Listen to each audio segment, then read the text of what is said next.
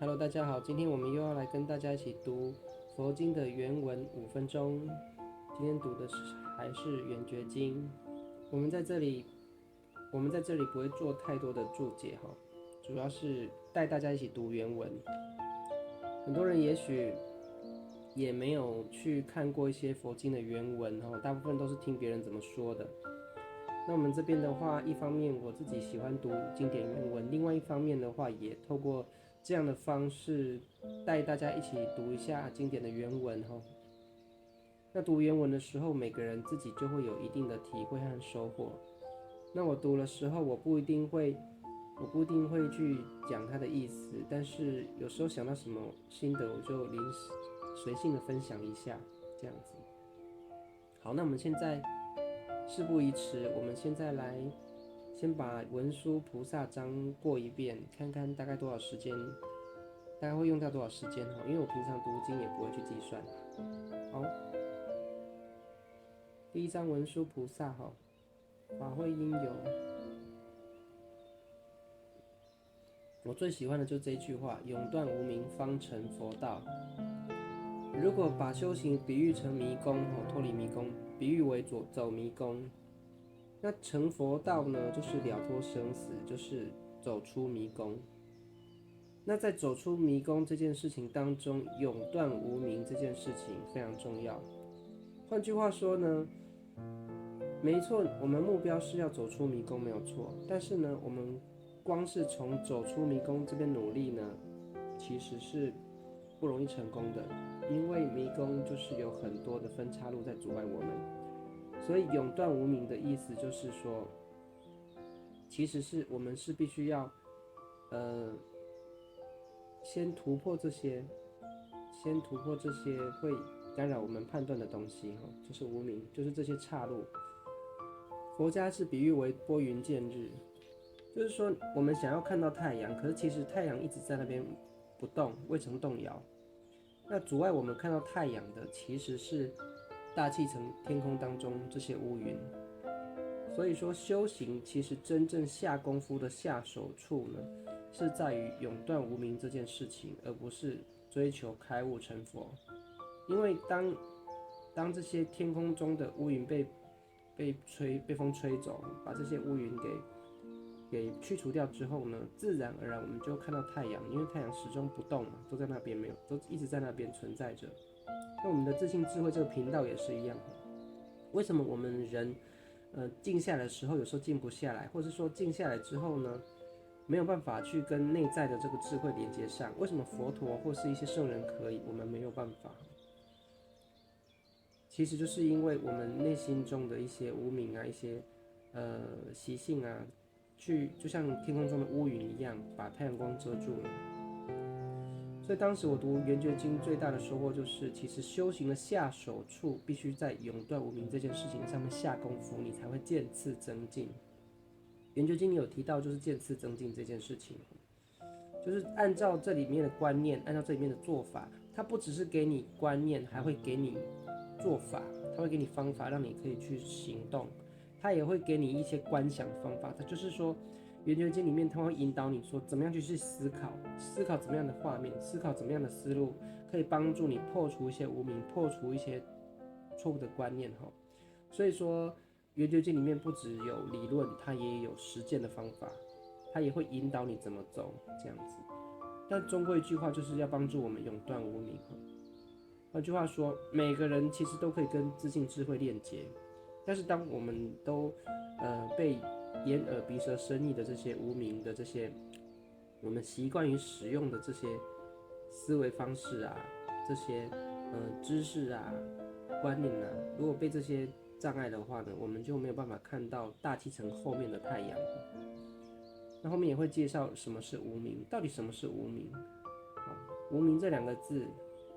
但是大家不了解它真正的含义是什么，这样子。那当无明去除之后，就会进入到这个随顺智的状态，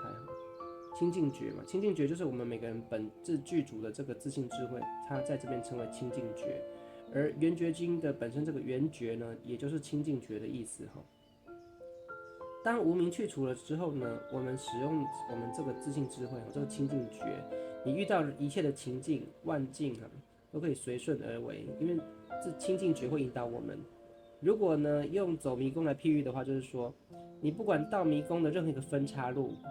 你都可以用清净觉来随顺引导我们说该往右还是往左，内心会给你引导，你会觉得说，好像往哪边比较对，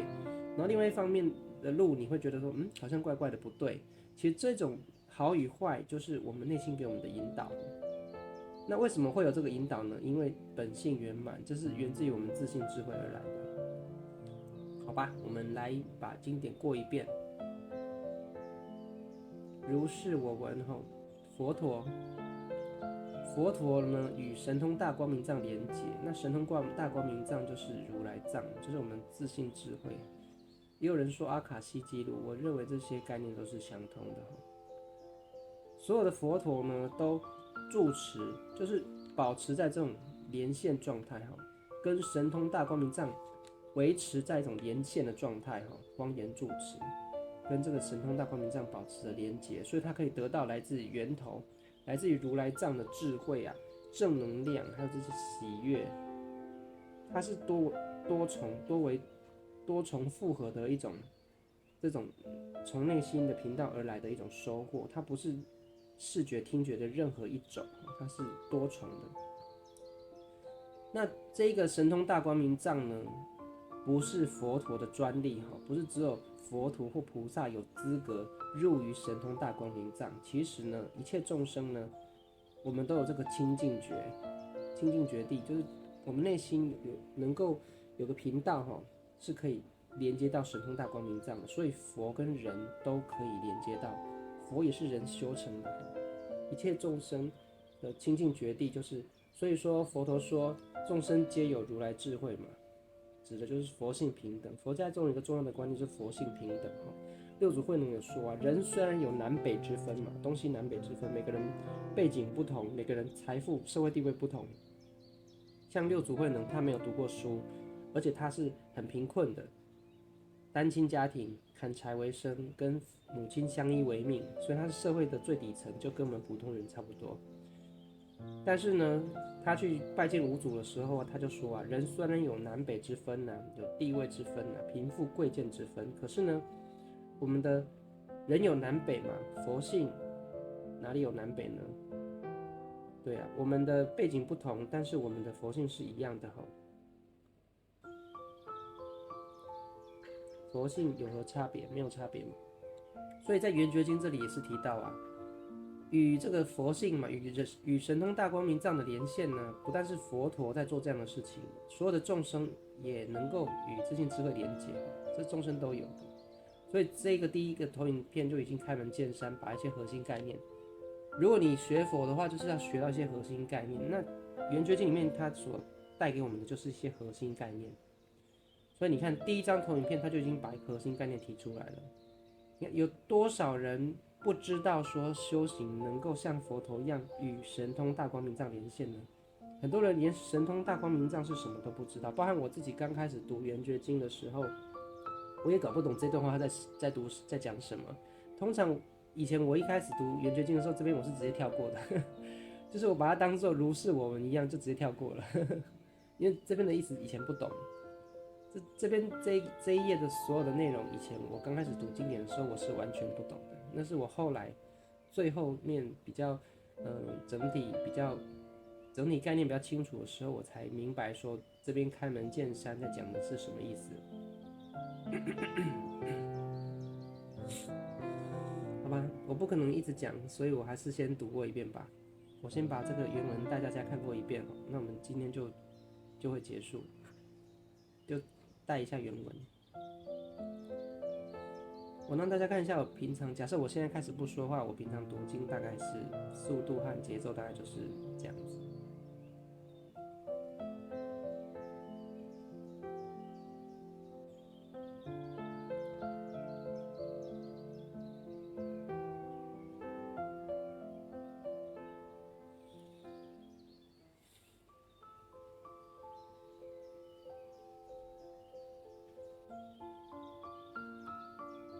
不堕邪见如来因地法行，就是很多的佛陀、很多大菩萨呢，他都会来人间修行历练，就是当人，过一段人生这样子，就他的因地法行。那他虽然来人间走一遭，可是他不会落入六道轮回。当他的使命任务完成之后，就像释迦牟尼佛，他任务完成之后，他就又回去了，他不会落入轮回。文殊菩萨就是在问释迦牟尼佛说：“你来人世间啊，自觉觉他嘛，你自己来修行，也来说法49年嘛，度众生，然后你又能够不落入轮回，又能够了脱生死，所以说来问一下释迦牟尼佛的经验，因为所有的大菩萨都要入世间自觉觉他行菩萨道的修行过程。就像我前面说的，不堕邪见是最重要的。很多人以为说修行就是要追求一些什么正法，追求一些什么好的修行方法，但他们都忽略一个另外一面的事情，就是说不堕邪见。这就好比说，如果我们用我们日常生活的例子来说，就好比说，当很多人都忙着赚钱，你追求成佛就像赚钱一样，很多人都忙着说我要赚更多的钱。但是不堕邪见的意思就好比说，你要懂得存钱，你要懂得理财，你要懂得守财，你要能够呢小心说你的钱会不会不小心花到不该花的地方。不堕邪见就是钱好像你财库有漏洞一样，钱就流失掉了，流失到了一些不该流去的地方。有时候投资失利啊，或者是说被骗啊，或者是说高消费啊，就是不堕邪见，它就会损害到我们的财富。所以说修行跟赚钱呢，有一部分是一样的。有的人他赚得多，花的也多，剩下的还是没有。换句话说，他很努力修行，可是他也做很多事情在耗损他的智慧，耗损他的福德。所以说变成修行花费很多功夫在修行，可是后面又花掉很多，到后面是原地踏步。这个是我们要最小心的一件事情。所以文殊菩萨，我们都知道文殊菩萨是大智慧的，所以说当文殊菩萨问了一个问题或讲了一件事情，你就要非常重视，因为他一定是大智慧之后，他总结认为这件事情是关键的。所以我们在读文殊菩萨章的时候，一定要注意说，文殊菩萨问了什么问题，他从什么地方在思考，这都是最重要的。所以不堕邪见。就人，尤其是景气不好的时候，你光是很会赚钱没用，因为景气不好的时候，钱就不容易赚。这时候比的是谁守得住财富。所以不堕邪见。一个人哪怕修行按部就班、脚踏实地，就好像一个人他赚钱很慢，慢慢的赚。可是只要他懂得理财、懂得守财的话，长时间下来，他就会积累出一定的成果。修行也是一样，哪怕你只是念佛、阿弥陀佛，一天念10分钟，或是做一些很简单的修行方法。可是如果你能够持之以恒的话，它就会积累出很大的成果，你不可思议的成果，这样子。所以关键就是说不堕邪见，就是说你要能够守得住这些财富。如果堕入邪见，就好像你观念错误了，那修行的积累的东西就又流失掉了。奉教欢喜。读经典都是会让人很欢喜，因为你会得到智慧，得到受益。圆觉，圆觉就是清净觉，就是我们每个人的自信。一切万法，六祖坛经里面有说嘛，何其自信，能生万法，一切万法都由自信而出。那这里就有讲了，你看圆觉经开门见山嘛，圆觉是什么意思呢？就是清净觉，就是我们的自信智慧，就是我们跟神通大光明藏的连线。从这个智慧的源头呢，我们就可以得到一切的智慧，一切的受益。所以无上法王，法中之王嘛，最至高无上的法。那这最至高无上的法，它并不是一个具体的东西，它指的就是一切万法源头都在于圆觉，都在于这个神通大光明藏，而且它是大陀罗尼门嘛，一切万法总持，一切所有的方法，所有度人的方法，一切的理论，一切的实操的方法的源头。最至高无上一切万法的源头就是圆觉，就是神通大光明藏。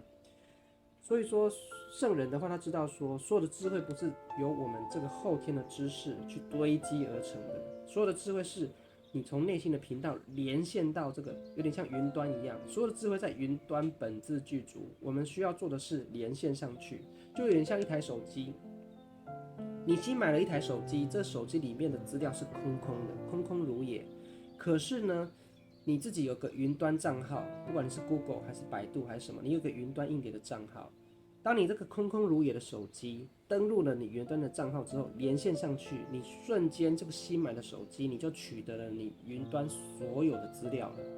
所以修行其实有个很重要的观念，很多人都不知道，就在于这边，大家拼命的，大家拼命的要学习，拼命要堆积，在比较读什么经典比较好，比较说谁学到的东西比较高，但其实这些都不重要。就是你手机里面存了什么资料不重要，因为所有的资料都在云端，哪怕你这手机是空空如也，就像六祖慧能，他完全没有读过书，他就像一个空空如也的手机，这手机里面没有存多少资料，没有存多少知识在里面。可是呢，当六祖慧能一听闻《金刚经》的时候，他瞬间就弟子自心长生智慧。这个智慧从哪里来呢？因为他连线到了云端的神通大光明藏，从云端下载下来，你看。流出一切清净真如菩提涅槃及波罗蜜。清净真如啊，就是智慧嘛，大智慧，清净智慧嘛。菩提涅槃教你怎么成佛，教你怎么了脱生死的方法。一切的智慧，一切的解脱法门，成佛之道，还有一切的波罗蜜，就是到彼岸嘛。当一个人陷入迷惑之中，陷入了困惑之中，他可以把这个人渡上岸。我们遇到烦恼，遇到困难，就好像我们陷入了一个泥沼一样。陷入泥沼之后动弹不得，波罗蜜呢就是一个方法。每个人呢被不同的东西给绊住了脚，被不同的东西给缠住了。那波罗蜜就是针对每个人不同情况呢，把你渡上岸。比方说动物被捕兽夹夹住了，那它这个波罗蜜就相当于把这捕兽夹给解开。一个人溺水了，波罗蜜就好比一个救生圈把你救上岸。一个人被困在这个房子失火了，一个人被困在里面，波罗蜜就好像救火队一样，洒水把这火给扑灭，把你救出来。所以波罗蜜就是到彼岸的意思，就是把每个人从他的困境里救出来的这个方法。它代表就像救生圈，它代表就像这个水把火扑灭，它代表的呢就像这个解开这捕兽夹的这个钥匙一样，它代表就是这个东西。所以波罗蜜是一个整体性的概念，它就是到彼岸，就把你渡上岸。不管你陷在什么困难当中，他把你救出来。所以你看，一切的智慧，一切的成佛之道，了脱生死的方法，一切的波罗蜜，救人的方法，救人上岸的方法，这一切呢，都从流出一切。这所有的一切都从哪里流出来呢？从无上法王大陀罗尼门的总持，就是圆觉当中流出来。那这圆觉是什么呢？圆觉就是神通大光明藏，就是一切如来都连线到的地方，这是一切众生都拥有的清净觉地，这样子。所以说，所有的佛陀呢，他为什么在世间能够解脱，就是因为首先他一个空白的机子，他先登录，他先连上了这个云端的这个圆觉神通大光明藏，他连线上了之后呢，透过跟这个清净觉的连线。所以他能够断除后天的无明，成就佛道。换句话说，就像在大海一样，迷失方向的时候呢，他连线上了这个清净觉，就好像找到了这个北极星一样，他就可以透过北极星的引导，他就能够上岸，成就佛道，就好像一个导航系统一样。而这个导航系统，这个清净觉呢，这个圆觉呢，是所有人都有的，也是诸佛菩萨都在连线的这个源头。而这个源头呢，它就是万法之王，它是一切修行方法的总纲领、总持、总源头，一切智慧、一切的成佛之道、一切的渡人上岸的方法，全部的一切都从这个源头流出而来。所以说，智慧不是从你后天学习而来，不是记在你的大脑里面。生命的本质不是这个物质的东西，它是一个精神上的，就像我们手机一样。你云端硬碟，你无线上网，这个讯息在传递，你根本看不到。可是呢，当你手机的上网开关一打开，你就可以下载到东西了。你看不到啊，可是它下载下来了，类似这种感觉。因为我们现在的科技方便，我们就可以用手机啊、云端上网这些概念来比喻。可是在2000多年前的时候，佛陀要跟大家说明这个概念的时候，它是不好形容的。所以他就用这些方法去表露。